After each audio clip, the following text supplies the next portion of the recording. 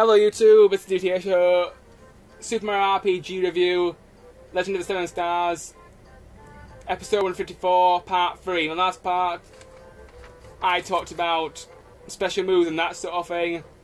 If you haven't watched part 1 or 2 yet, go back and watch that if you could. Story, graphics, controls, music and gameplay.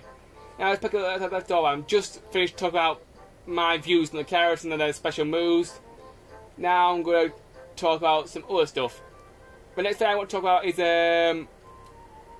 flower bones. Now in battles, this doesn't happen very often, but if it does happen, it's quite a godsend. Basically, in battles, if you're fighting enemies, sometimes a flower will pop out of the enemy and give you a certain bonus. Example, one is offense up, one is defense up, and one, which is really rare but it's absolute godsend if your HP is low, is HP max. It'll recover all your HP. So if you're lucky, sometimes when you're killing enemies, you can get HP bonuses and attack and defense bonuses, which is really nice, especially on bosses.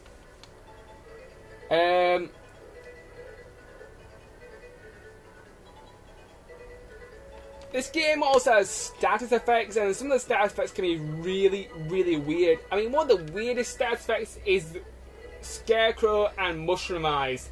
Now, basically the way that Scarecrow and Mushroom Eyes work is Scarecrow basically turns you into a Scarecrow, and your character can do basically jack shit, and your character basically has to wait until it wears off or use an able juice to recover it.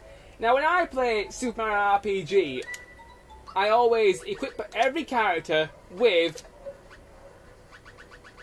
the True Form pin, because the True Form pin is absolute godsend, and basically Mushroom Eyes and the Scarecrow status effect, you can basically say fuck that shit and it will never bother you at all. But the status effect known as Scarecrow and Mushroom Eyes can both be really annoying, so having a True Form pin equipped to your character all the time can be really useful if you want to just basically not have to bother with that sort of thing. Most of the other status effects aren't that annoying, it's just the Scarecrow and the Mushroom Eyes ones that bother me the most. Let's talk about the options menu, because I haven't covered that yet. Items, that's basically where you see all your items. You only get 2 item pages, which is quite annoying because there is nowhere enough space here. Stats, basically look at your character stats. Special, basically you can see all your character special moves, and this, if you click on one, it tells you how to do the actual commands for some of them. It's quite helpful.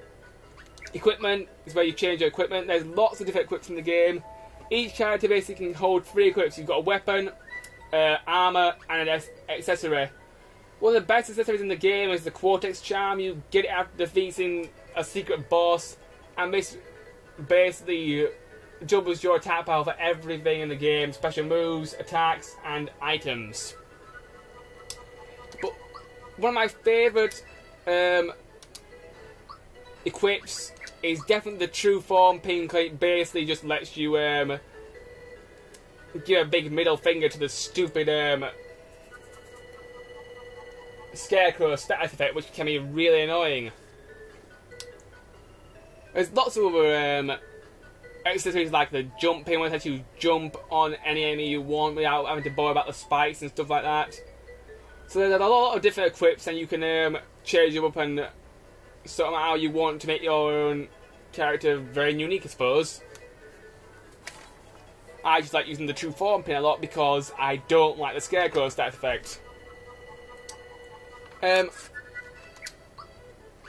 Got a special items menu where you can hold certain key items in the game. Although the game doesn't seem to use it that much, most of your items get put in your standard inventory, which can be annoying because of the fact that, well, you need all the item space you can get in this game because the inventory is so small.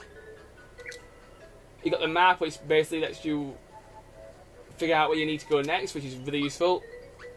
A star piece is basically keeps an eye on your progress, so you basically need to know how many things you need to get to the next area. There are 7 stars in all, and that's bit.